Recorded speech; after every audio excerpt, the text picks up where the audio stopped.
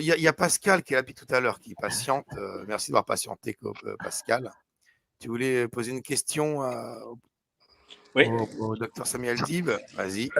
Alors d'abord, je voudrais vous remercier. Bonsoir monsieur. J'aimerais vous remercier tous les deux parce que c'est très rare d'avoir ce genre de conversation sur Internet, librement, sans passion, parce qu'à chaque fois... Attends un instant, il y a un écho. Je crois que tu dois avoir une enceinte allumée ou l'ordinateur ou quelque chose comme ça. Non, Non, je suis dans une maison où il y a un plafond à 8 mètres, donc je vais sortir. Ah voilà, il n'y a pas beaucoup de meubles. Il faut mettre des Ouais. Il y a bibliothèques. beaucoup de meubles, mais c'est très haut, Oui, c'est très très haut. oui. Ouais. Non, mais c'est juste que c'est pas grave dans ce cas-là, on entend quand même. Donc on va faire comme ça. Alors d'abord, je voudrais dire que moi, je suis un moine du bouddhisme tibétain et j'ai été élevé dans un milieu musulman, catholique et juif. C'est-à-dire, du côté de mon père, c'était des juifs et des catholiques, du côté de ma mère, c'était des musulmans. Donc la question de la circoncision, elle a été vraiment au centre de mon éducation. Et ce qui m'a sauvé, et je remercie le professeur aussi pour ça, de sauver les enfants de la mutilation, c'est que mes parents sont tombés sur les travaux du docteur Gauthier et du professeur Roger Domergue. Alors, le docteur Gauthier, c'est un Français, un endocrinologue. Et le professeur Roger Domergue, Polako de Mona, c'est un éminent savant juif égyptien d'origine polonaise qui a apostasié donc le judaïsme pour devenir catholique et qui a eu des propos extrêmement durs sur la circoncision puisqu'il appelle ça la bande des psychopathes circoncis du 8e jour. Il va vraiment très très fort sur ce que Nissen a appelé les syndromes psychiatriques juifs. C'est-à-dire que d'après le docteur Gauthier, le professeur Roger Domergue et monsieur de Chazot qui continue le travail, qui est un éminent scientifique français, il semble que la circoncision crée des dommages au niveau cérébral sur le tissu neurologique. Et ça va donc créer un dérèglement endocrinien qui est extrêmement grave puisque ça peut faire que les gens sont hyper thyroïdiens, hyper hypophysiques ou hyper gonadiques, ce qui donne des gens qui sont des baiseurs, des détraqués sexuels, des gens qui sont des délirants ou des gens qui vont avoir un mental analytique qui est extrêmement fort puisque les traces de la circoncision se retrouvent au niveau cérébral, c'est-à-dire dans le cerveau lui-même, il y a des différences anatomiques entre les circoncis et les non-circoncis sur le tissu neuronal au niveau cérébral. Donc moi, je me suis passionné pour cette question. Ça m'a amené à quitter les religions abrahamiques pour, il y a 30 ans maintenant, devenir un moine du bouddhisme tibétain. Et le hasard a fait qu'à l'université, bon, moi je vis au Brésil, hein, j'ai un monastère ici au Brésil, je suis dans un monastère au Brésil, mais j'ai rencontré à l'université bouddhiste d'Allemagne du docteur Alexander Berzin, qui est un musulman extrêmement qualifié, qui est un peu considéré comme un savant de l'islam. Il est un professeur d'université, mais il est un spécialiste du bouddhisme tibétain. Et il a travaillé pour le gouvernement indonésien au moment où ils ont reconnu quelles religions allaient être des religions autorisées en Indonésie. Et donc ont été autorisés l'islam, le christianisme et le bouddhisme. Et la question de la circoncision, elle a été traitée notamment par l'université. Le fait est que c'est que, pour continuer sur mon histoire personnelle, j'ai décidé par choix, moi, de demander la circoncision quand j'avais 11 ans. Voilà, j'ai demandé à mes parents à être circoncis. Librement au moment où je suis rentré dans la deuxième puberté. Pour les endocrinologues, il y a une première puberté qui est à l'âge de 8 jours. C'est pour ça qu'on ne peut pas circoncire à 7 jours, il faut circoncire à 8 jours. Parce que là, l'enfant rentre dans ce qu'on appelle la première puberté, où il a véritablement une vie sexuelle qui va s'arrêter au bout de quelques semaines. Et ensuite, il y a la deuxième puberté qui commence quand l'enfant a 10 ans et demi, 11 ans. Et généralement, ça correspond aux rituels qui sont faits de circoncision à peu près à l'âge où c'est fait dans l'islam. Quelquefois, c'est un peu plus tôt. Et moi, j'ai trouvé que ça m'avait vraiment fait du bien, dans le sens où ça a déclenché ma puberté, ça a amélioré mes conditions, mes prestations intellectuelles, ça a augmenté mes capacités artistiques. Ça a vraiment été extrêmement fort. Et j'ai été aussi, au début de ma vie, avant d'être moine, j'ai été marié. J'étais avec une femme j'ai 60 ans, hein, j'étais marié pendant 11 ans avec une femme.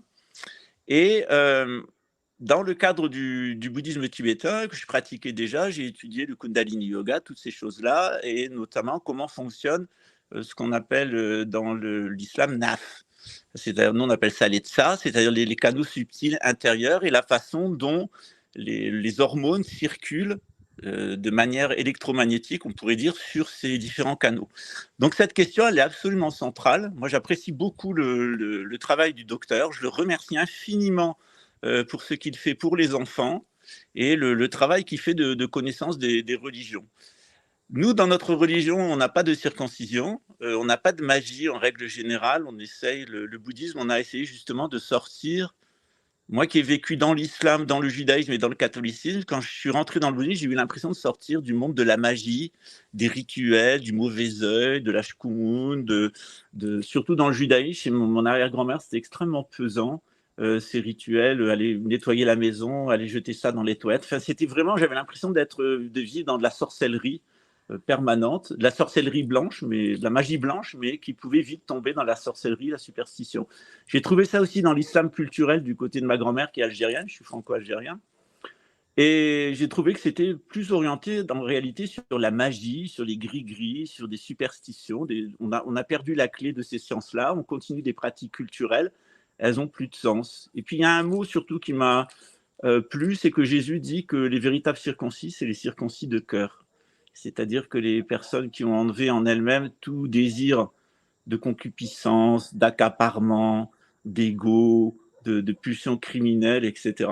Donc, je voulais juste passer pour témoigner, puis surtout vous remercier de l'extraordinaire travail que vous faites, monsieur le professeur, que vous faites monsieur le docteur, que vous faites sur cette chaîne. Et je suis très, très agréablement satisfait du niveau intellectuel en général qu'on trouve chez les musulmans. Qui change du fanatisme que j'ai connu dans le milieu juif, en particulier sioniste, et le laïcisme et le laisser-aller religieux et spirituel qu'on trouve chez les chrétiens. Donc bravo aux musulmans de rester dans leur tradition et puis de nous apporter un souffle nouveau dans nos traditions à nous. Juste pour finir, dans le bouddhisme tibétain, on parle du prophète Mohammed, la paix sur lui.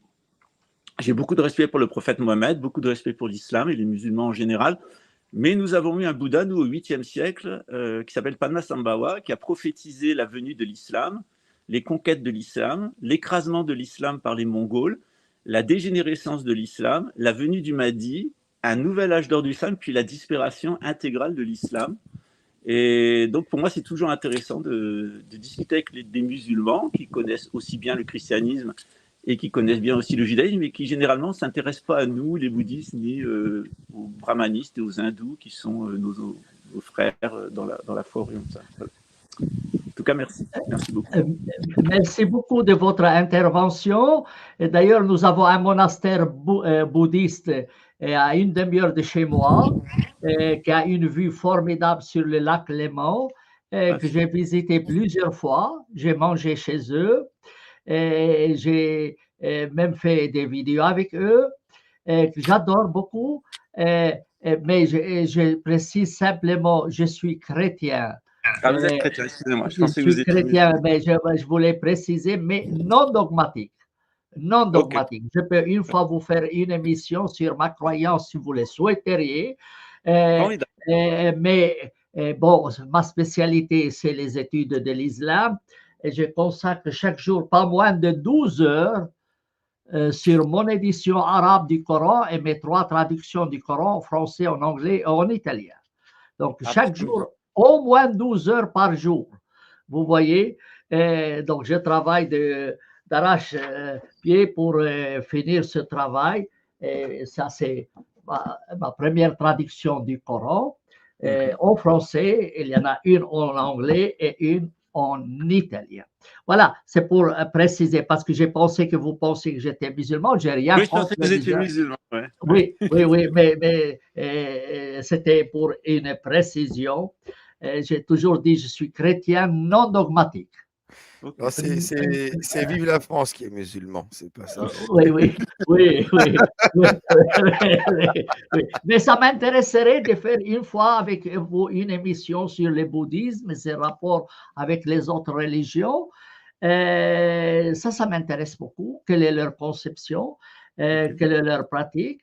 Ça, c'est important, s'ouvrir aux autres. S'ouvrir aux autres. On n'a pas le temps de tout étudier. Alors, quand on tombe sur une personne comme vous, on est heureux de vous entendre et d'apprendre. Voyez. Dans ma chaîne, d'ailleurs, qui approche maintenant de 94 000 abonnés dans ma chaîne, mais il n'y a pas beaucoup de gens qui écoutent, mais ça ne fait rien. On demande à des gens de présenter un ouvrage un document, parce que nous, on n'a pas tous le temps de lire. Et voilà. J'espère qu'un jour, vous accepterez mon invitation, soit sur notre chaîne, soit sur la chaîne de nos amis, pour nous parler de bouddhisme, pas toujours sur l'islam ou sur le judaïsme. Voilà, merci en tout cas On a beaucoup. eu l'adresse, Pascal nous a laissé dans le chat privé. Alors, dans le chat privé, à la fin de l'émission, ça partira. Mais il a laissé son adresse email. Voilà.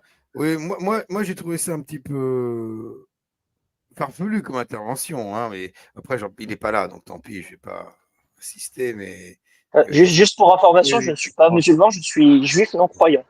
Mais je rigole, hein, vive la France. Non, mais je sais, c'est juste pour ceux qui le savent pas, au cas où, je précise. C'est pour ça que cette partie sur la circoncision chez les juifs m'intéressait particulièrement. Ah, ça m'intéresse. Pascal est revenu, voilà. Oui, non, c'était une blague, vive la France. Beauté juif non pratiquant. C'est bien, on a un bouddhiste, un juif non pratiquant. Ici, on est au Brésil, je suis un peu à l'écart de la capitale de Brasilia, donc on a des problèmes de coupure de courant et des problèmes d'Internet. On reste dans un pays émergent, voilà, donc ça ne marche pas toujours. J'ai mis mon email, pascaltrefingui@icloud.com. Pour le docteur, s'il veut prendre contact avec moi, j'irai sur sa chaîne, il vient sur la mienne, c'est très très volontiers. Très, très volontiers. Oui, il n'y a pas de... Moi, j'ai eu une question ou deux, c'est sur ta propre circoncision, tu as dit que ça t'a apporté beaucoup de choses, mais comment tu sais que c'est la circoncision qui t'a apporté ça et que ça ne serait pas passé la même chose exactement si tu n'avais pas été circoncis? Comment tu sais que c'est la circoncision qui a fait que tu as été un adolescent épanoui, brillant, intellectuel et tout ça? Le rapport avec la zizi, quelque part. Je viens d'une famille nombreuse de 8 enfants. On a été 5 à survivre, puis actuellement on est 4. Donc moi je suis le plus jeune. Et j'ai vu la différence entre mes frères et moi. C'est-à-dire on a beaucoup de ressemblances au niveau physique, au niveau du caractère, du comportement. Mais j'ai fait 10 ans. T'as pas un frère qui s'appelle Akhenaton et qui fait du rap? Non. Freddie Mercury, non. Et on est en Amérique du Sud, hein, le port de la moustache, c'est pour les hommes, et les tatouages, c'est un gimmick.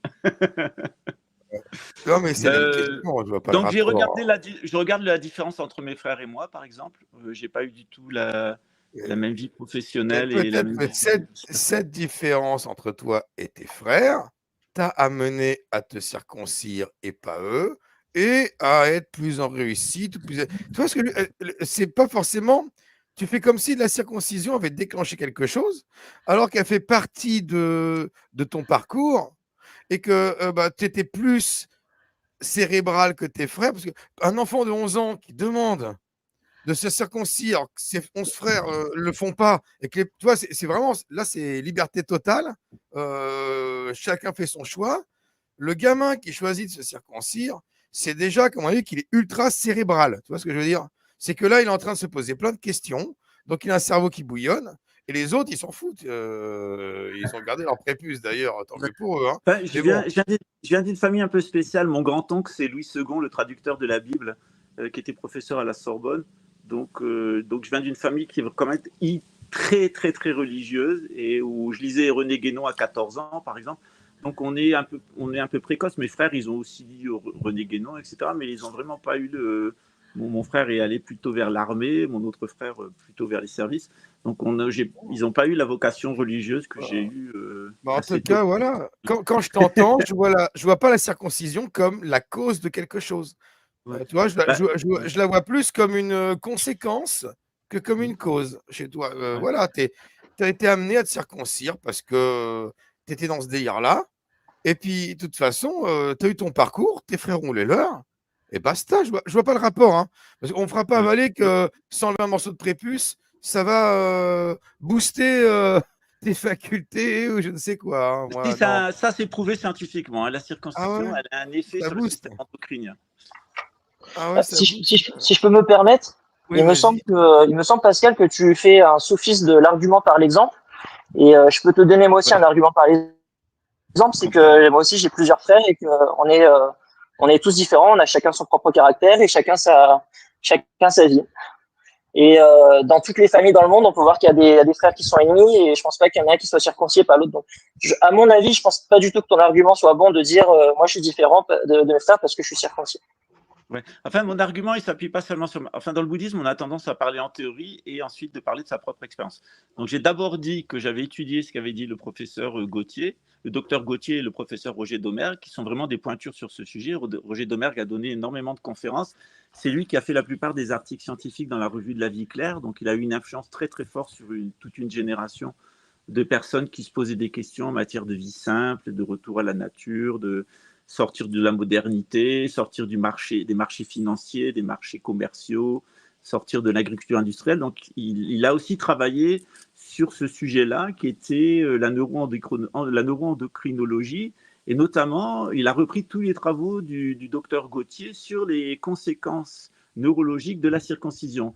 Et il y a une centaine d'études scientifiques qui ont été faites aux États-Unis, parce que aux États-Unis, on circoncie à l'hôpital systématiquement. Je crois qu'il y a plus de 80% des Américains qui sont circoncis pour soi-disant de l'hygiène.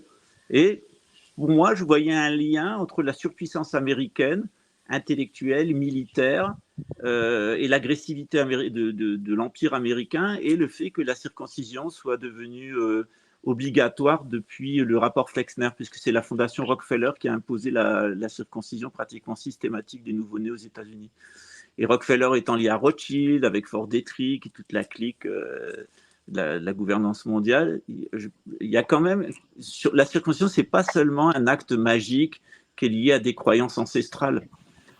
Les tatouages, les excisions. Dans le cadre de mon métier, j'ai vécu plusieurs années avec les indigènes ici d'Amazonie et de l'État de Bahia. Donc, je viens de sortir d'un an et demi de vie avec les indigènes, où eux m'apprenaient leur religion, moi je leur apprenais la mienne.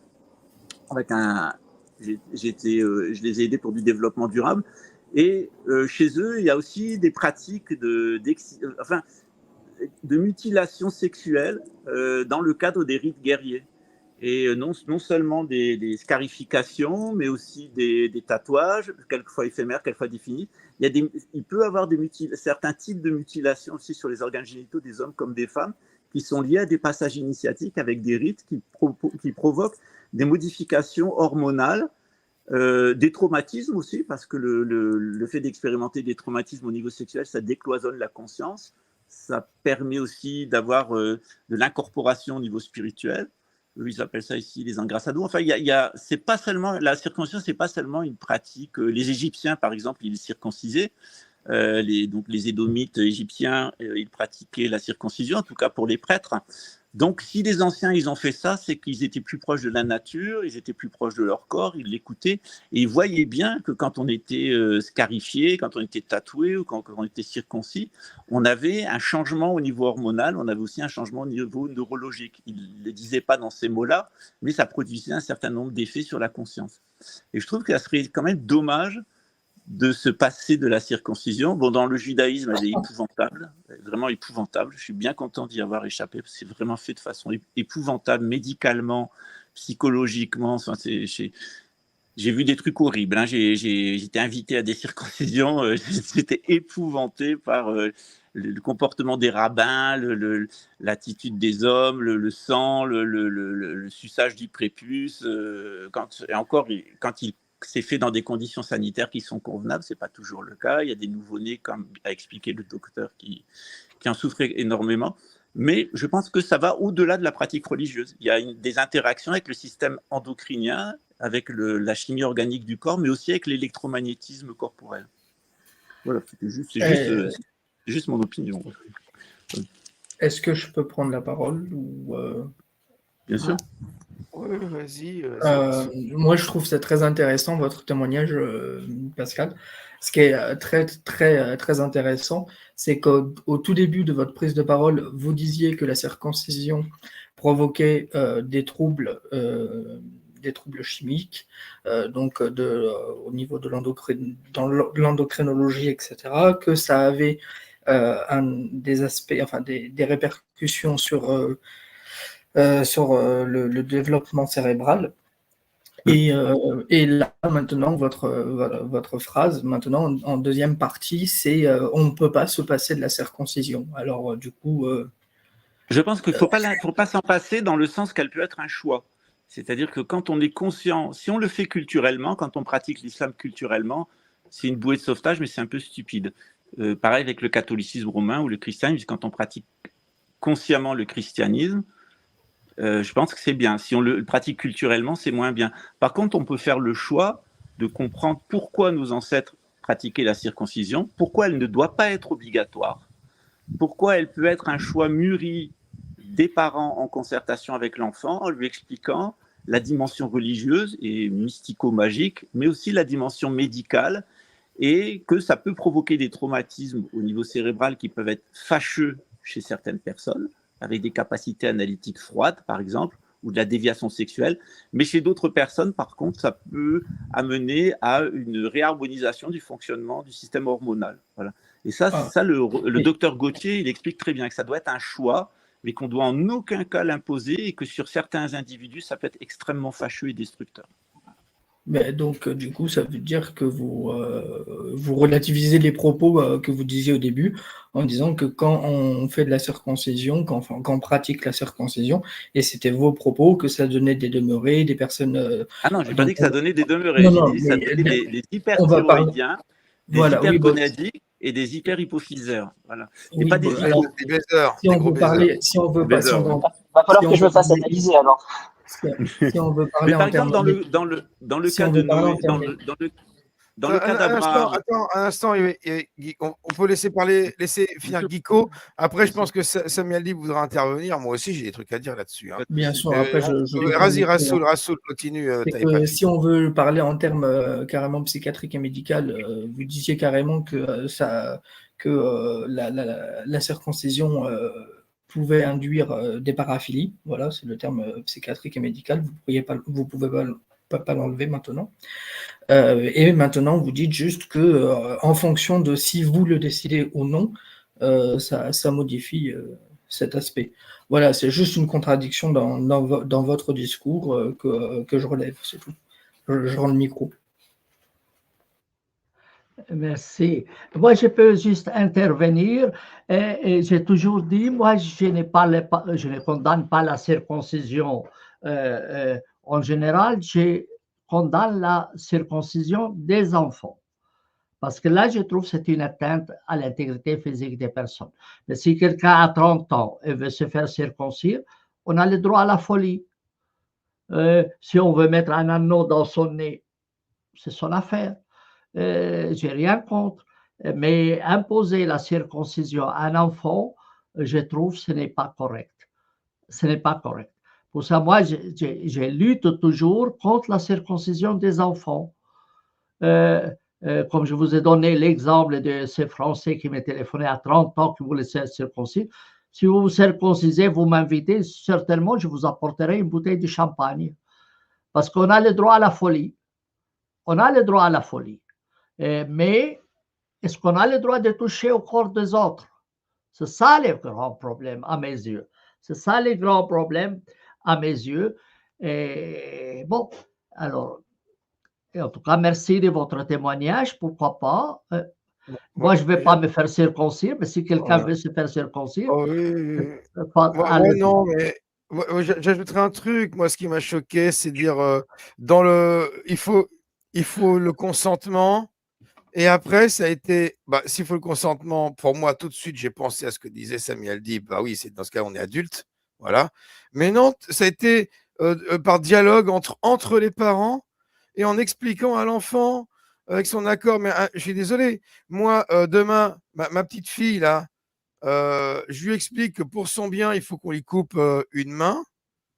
Et on lui explique bien avec sa mère pourquoi notre religion nous dit que si tu as une main en moins, tu verras comment tu auras plus de sensations dans l'autre main, et c'est bien. On la persuade, elle sera d'accord. Hein. Elle sera d'accord pour qu'on lui coupe une main. Parce que c'est dans mon cas, mes parents, elle n'est pas apte à donner un enfant. Il faut des règles dans une société. Il y en a qui seront peut-être la maturité de faire un choix, je ne sais pas quel âge, mais dans une société, il faut des règles et c'est comme ça.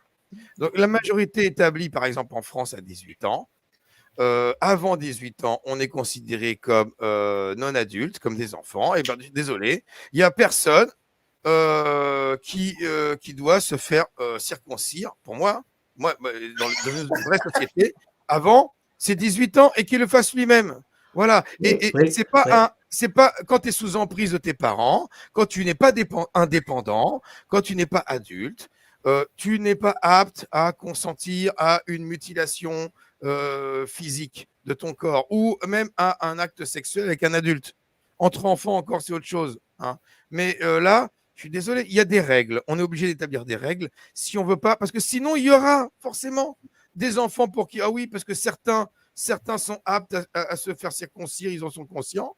Mais dans ce cas-là, il y a une majorité d'autres qui vont se faire manipuler. Donc, on protège les plus faibles, on protège les enfants et on interdit, pour moi, je suis pour interdire la circoncision sur les enfants, tout simplement. Et une fois adulte, alors là, tu fais ce que tu veux, hein, tu fais comme Abraham. Tu prends ta machette, hein, il y a des machettes au Brésil, hein, tu prends ta machette, tu tires sur le prépuce, tu trouves une souche et là, et vas-y, si tu veux, moi je tire sur ton prépuce. Par contre, tu vises bien, tu vises pas mes doigts, hein, tu vises bien. Voilà, c'est tout. Je dois intervenir. J'étais un peu surpris que vous ayez dit j'ai décidé de me faire circoncire à 11 ans. Est-ce que, franchement, on peut être en mesure de décider à 11 ans de se faire circoncire, à moins d'être manipulé? Mes parents étaient contre. Ma mère comme mon père étaient contre. Donc mes parents sont catholiques, ils étaient contre. Totalement contre. Mais alors, comment vous êtes arrivé à 11 ans à vous convaincre? Est-ce que vous avez l'esprit de contradiction, par exemple, parce que les autres étaient contre, vous vouliez être pour? En fait, j'avais des musulmans et j'avais des juifs dans ma famille, donc c'était au cœur du débat. Et donc, je trouvais bizarre que chez mon père, par exemple, qui était catholique, il n'y avait pas de circoncision. Jésus disait qu'il faisait circoncire le cœur. Alors, comment on circoncit son cœur? Du côté de mon arrière-grand-mère, qui était juive de Thessalonique, donc grecque, tout le monde était circoncis. Mes cousins étaient circoncis. Alors, quand j'allais avec aux toilettes, je trouvais ça un peu étrange. Et du côté musulman, pareil, en Algérie, je trouvais très curieux de ne pas être circoncis alors que tout le monde était circoncis. Donc, j'ai posé des questions pour savoir à quoi ça servait. Puis, on m'a raconté l'histoire d'Abraham. Pourquoi Abraham s'était circoncis, pourquoi il avait circoncis Ismaël et Isaac, pourquoi Isaac a circoncis Jacob Israël et Ésaü Édom, et on a continué dans la lignée de Jacob Israël à pratiquer la circoncision. Et à cette époque-là, j'ai eu la chance de tomber sur quelqu'un qui connaissait bien les travaux du docteur Gauthier, et qui m'a expliqué que ça avait des conséquences sur le système. Bon, il m'a expliqué comme je pouvais comprendre. Lui, le déconseillait, mais moi, j'avais un besoin intérieur qui était extrêmement fort, et j'avais des expériences un peu mystiques qui ont continué tout au cours de mon existence, et j'avais une proximité avec Abraham qui était invraisemblable. C'est-à-dire que le mari de ma grand-mère le mari de ma grand-mère algérienne est palestinien. Donc, j'avais ressenti un lien qui était extrêmement fort avec la Terre Sainte, que ce soit la Palestine ou l'État actuel national de Palestine arabe musulman ou l'État sioniste amorite maléfique d'Israël. Ça m'était un peu égal, mais je ressentais un attachement très très fort à Abraham, et c'était ma façon que j'ai eu de l'intérioriser, de ressentir ma relation avec Abraham. Donc ça, c'était mon choix personnel, mais à 11 ans, j'avais déjà décidé de quel métier je ferais plus tard. Mon père voulait que je sois magistrat. Ouais, tu n'aurais pas pu choisir un attachement avec Harry Potter, avec Spider-Man. Ça n'existait pas à l'époque, et je préfère Abraham que Harry Potter. Et, perso, je préfère Abraham à Harry Potter ou Spider-Man. Abraham qui a filé sa femme au pharaon pour qu'il la tringle en lui disant quoi que c'était ça. Il n'avait pas le choix. Il pas le choix. C'est pas mon héros. Hein. Ah, moi, je préfère Clint Eastwood, tu vois. Chacun ses héros. Je préfère des personnages Marlon Brando, tu vois. J'aime Abraham, j'aime Ismaïl, j'aime Isaac, j'aime Mohamed, j'aime Jésus. C'est mon choix. C'est mes super-héros. Moi, je ne porte pas Abraham dans mon cœur parce que je lui attribue tous ces crimes contre de la circoncision sur les enfants. Alors, pour cela, ce personnage, pour moi, est un personnage détestable. Ça, c'est mon avis. Vous avez le droit d'avoir un avis contraire. Mais à mon avis, Abraham, c'est un personnage criminel. Ça, c'est mon avis. C'est mon avis personnel. Prophète en général. Hein. Oui. Abraham, mais Abraham en particulier, parce que quand vous pensez qu'à chaque battement de cœur, il y a un enfant qui est mutilé à cause de ces connards d'Abraham, pour moi, alors ça va trop loin. Alors, bon, ça c'est mon avis. Vous êtes libre d'avoir un avis contraire. Bien. Écoutez, moi, je ne vais pas prolonger, mais ça fait déjà environ 3 heures. Et moi, je dois dormir. J'ai la tête qui bouillonne. On va tous bouillir, on va tous dormir. Hein. Voilà, moi, je vais dormir avec mon prépuce. Voilà. Blagounette. Voilà, non, mais c'est parce qu'il est 1h du matin, les amis, on est fatigués. On dit des conneries maintenant. Alors, merci Pascal. Hein, merci. Je vais vous laisser parce que j'ai l'office. Il est 20h ici, j'ai l'office du soir, donc les autres mois m'attendent. Bonne soirée. Merci beaucoup. À la prochaine. Priez pour le salut de notre âme et pour la paix au Proche-Orient. Priez pour la paix au Proche-Orient. Voilà. Ma'as-salama. Ciao. Bye bye. Allez, comme ça. Merci pour ceux qui ont préparé cette émission. Merci pour tout le monde qui sont intervenus dans les chats, etc.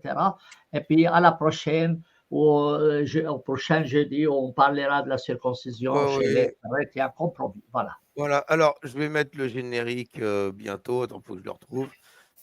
Et puis, il y avait encore d'autres questions vu la France, mais tu sais, là il va être 1h du matin. On travaille demain. Il faut être raisonnable. Alors, je vois le chat privé. Oui, non, rapide. Vas-y. Alors, très rapide. Hein. Il y a eu 30 secondes. Hein. Vas-y. Ok. Donc, j'avais une dernière question. D'après ce que j'ai compris de votre ouvrage, l'historicité de la circoncision chez les Hébreux qui sont ensuite devenus juifs, c'est qu'ils ont été circoncis quand ils étaient en esclavage par les Égyptiens, et que donc c'était un moyen de marquer les esclaves d'une certaine manière. Et ce que je comprends, c'est que ensuite les Hébreux ont gardé cette marque de distinction, mais comme quelque chose de positif. Alors il y a une chose que je comprends pas. C'est pourquoi ils ont gardé cette marque de distinction alors que c'est une marque de distinction qui est invisible à partir du moment où on est habillé. C'est pas une manière qui permet de distinguer les gens dans la rue. Et d'autre part, pourquoi ils ont donc les Hébreux ou certains, vous avez cité des textes, ont circoncis leurs serviteurs ou leurs esclaves. Parce que les serviteurs ou esclaves, eux, n'étaient pas hébreux. Voilà, c'est tout. Oui, parce que en fait, ils étaient impurs, les esclaves, s'ils n'étaient pas circoncis, ils ne pouvaient pas cohabiter normalement avec eux. Et la meilleure manière pour résoudre ce problème d'impureté, c'est de les circoncire. C'est ça, c'est la raison de la circoncision des esclaves. Bien, mais le domaine de la circoncision est infini. Si quelqu'un veut aller plus en détail que ce que j'ai fait, je l'encourage vivement. Si je peux aider, je le ferai avec plaisir. Merci en tout cas pour tout le monde. Voilà, et on va te quitter. Merci beaucoup.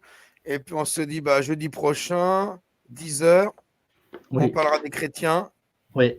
Ça va être sport, ça va être bien, c'est magnifique. Donc, merci à tous. Et, je lance le générique. Et puis, bonne soirée à tous, les amis. Merci à tout le monde. Bonne soirée, merci à tous. Bonne soirée. Salut. Merci à tous, bonne soirée. Merci.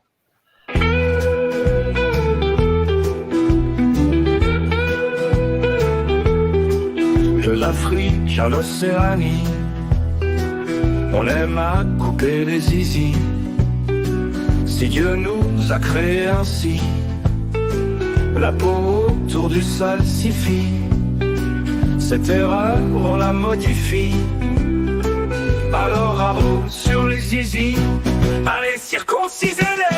Quelle en est la raison? C'est Allah qui le sait. Putain, qu'est-ce que t'es con, mais ça c'est toujours fait pour les filles et les garçons.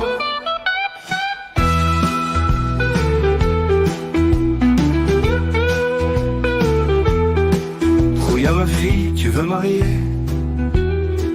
Ton kiki, tu dois me montrer.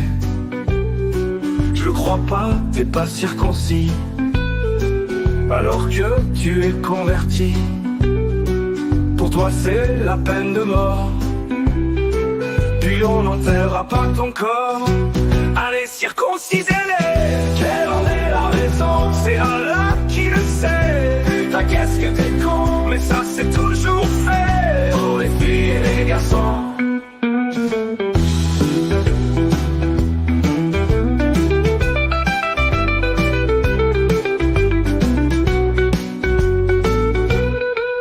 Regarde ma fille, tu veux marier ton kiki, tu dois me montrer. Je ne crois pas, t'es pas circoncis, alors que tu es converti. Pour toi c'est la peine de mort. Puis on n'enterrera pas ton corps. Allez, circoncisez-les. Quelle en est la raison? C'est Allah